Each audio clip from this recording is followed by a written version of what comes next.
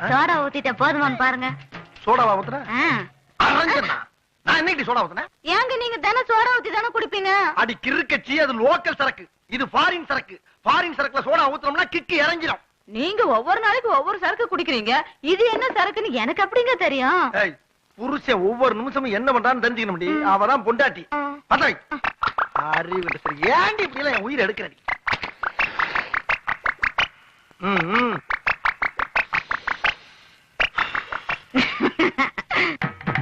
பாத்து பாத்து இந்த கம்பி எடுக்காம குடும்பம் குடும்பம் பாருங்கண்ணா. கலர் டிவி பாத்து நான் பாத்து எடுக்கிறேமா. இப்போ ரமா இங்க வா.